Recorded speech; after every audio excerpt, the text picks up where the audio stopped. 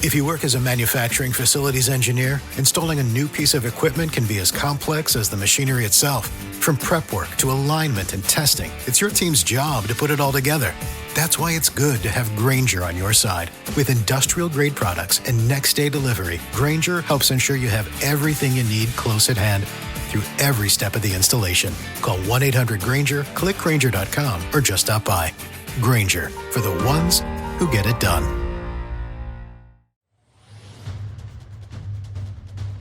Do you want more success, more growth, more results? Then it's time for the Boundless Success Accelerator from the Modern Observer Group. This isn't your average coaching program. It's where top performers come to dominate.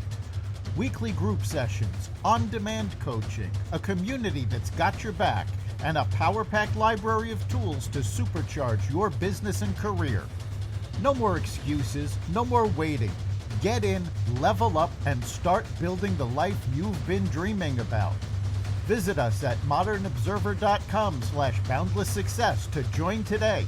Let's get you to the next level. We're here because the news is being distorted. We're here because people are being inundated with misinformation on social media. We're here because people are being judged guilty until proven innocent. We are fighting back with facts. This is not a safe zone, so buckle up, Buttercup. This is the raw, naked truth.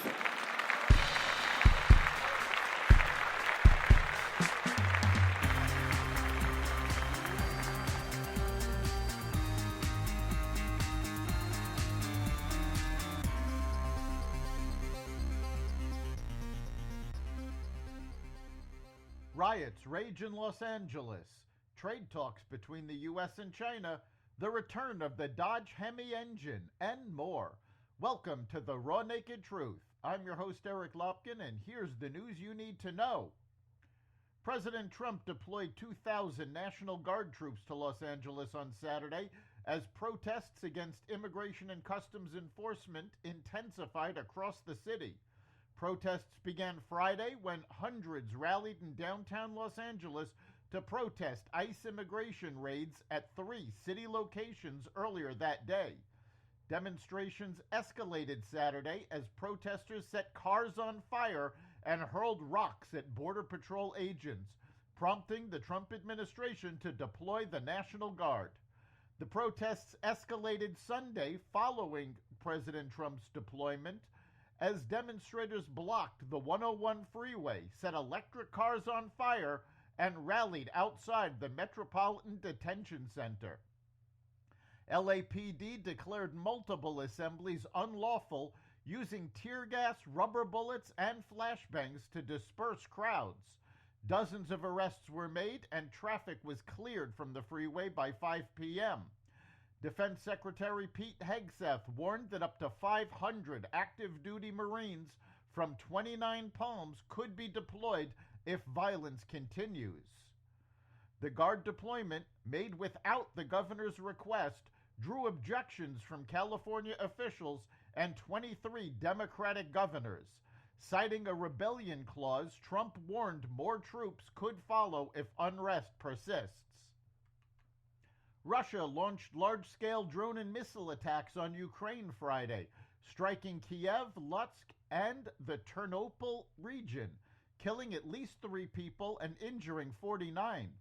The offensive lasted for several hours, involving a reported 407 Russian drones and 44 ballistic and cruise missiles. Ukrainian forces shot down 30 of the cruise missiles and up to 200 of the drones, officials confirmed. Russia's defense ministry said it used long-range precision weapons to strike Ukrainian military targets, including arms depots, drone factories, and repair facilities. The strikes followed a warning from Russian President Vladimir Putin, relayed through President Trump, that Russia would retaliate after Ukrainian drones destroyed strategic bombers deep inside Russian territory last week. Iran has ordered thousands of tons of ballistic missile fuel from China, signaling a major effort to rebuild its arsenal as it engages in tense nuclear talks with the U.S. The shipments are expected to arrive in the coming months and could power hundreds of missiles, some of which may be supplied to allied militias like the Houthis in Yemen. Meanwhile, documents found by Israeli forces in Gaza reveal Qatar and Hamas worked together to sabotage Trump's peace plan and Arab normalization with Israel during Trump's first term, according to Israeli media reports. In a 2019 emergency meeting, Hamas leader Khalid Mashal told Qatar's emir they needed to cooperate in order to resist the deal of the century and thwart it, while at a second meeting, then Hamas chief Ismaili Haniyeh reportedly declared that Qatari grants are Hamas's main artery. Trade talks between the U.S. and China begin in London today. American trade officials will press their Chinese counterparts to ease export controls on rare earth minerals and the magnets containing them. For its part, China wants the U.S. to lift recent restrictions on its ability to buy jet engines and other technology products. U.S. Treasury Secretary Scott Bessent will lead the American side. The negotiations aim to build on the progress made between the two countries in Geneva in May, when they agreed to a 90-day pause on some of the aggressive tariffs they had imposed on each other this year. The talks are expected to run through Friday. The U.S. Supreme Court on Friday ruled the Department of Government Efficiency could access Social Security systems with sensitive information. The ruling blocked a lower Maryland court order that kept Dodge from seeking certain Social Security information due to federal privacy laws. The data from the U.S. Social Security Administration include Social Security numbers, medical information, citizenship records, school records, and tax returns for millions of Americans. We conclude that under the present circumstances, SSA may proceed to afford members of the SSA Dodge team access to the agency records in question in order for those members to do their work, the court said in an unsigned order.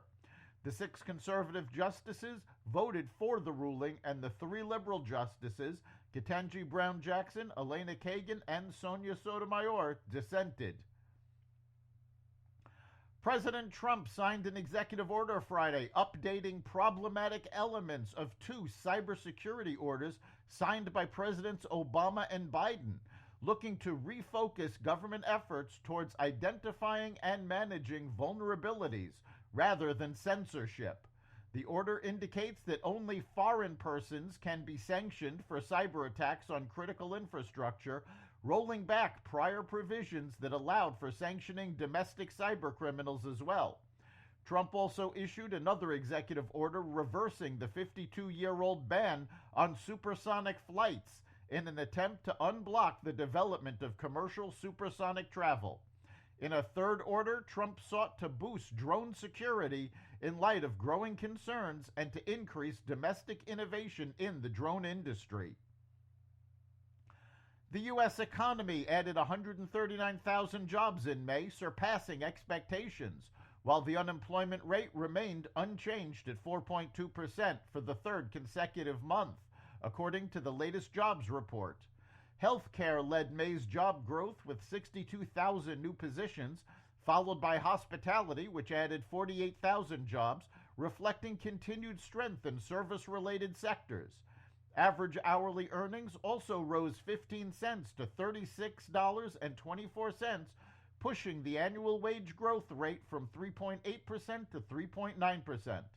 Economists expect the Fed to hold interest rates steady, citing concerns over tariff-driven inflation despite strong job growth, steady unemployment, and continued economic resilience.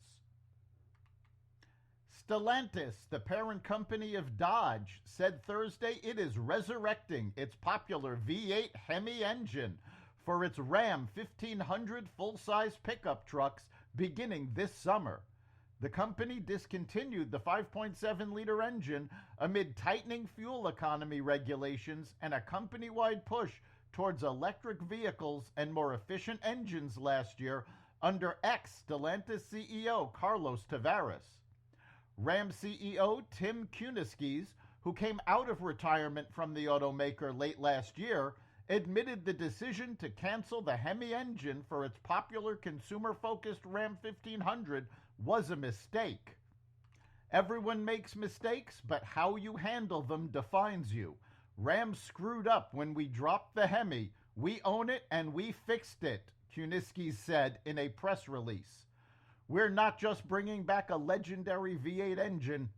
We're igniting an assertive product plan and expanding the freedom of choice in powertrain for our customers. The announcement marked the latest reversal in automakers' plans this year, as EV adoption has been slower than expected and as the Trump administration has sought to unwind many of former President Joe Biden's initiatives to push the auto industry away from gas-powered internal combustion engines. That's the Raw Naked Truth. You can catch every episode of the Raw Naked Truth Daily News Brief, as well as our sister podcast, Carnivore Radio, with news analysis and commentary, and the rest of the Xvadio Podcast Network at xvadio.com, the Apple Podcast app, YouTube, Rumble, Spotify, iHeartRadio, Audible, Amazon Music, and other platforms that respect freedom of speech. We'll see you next time.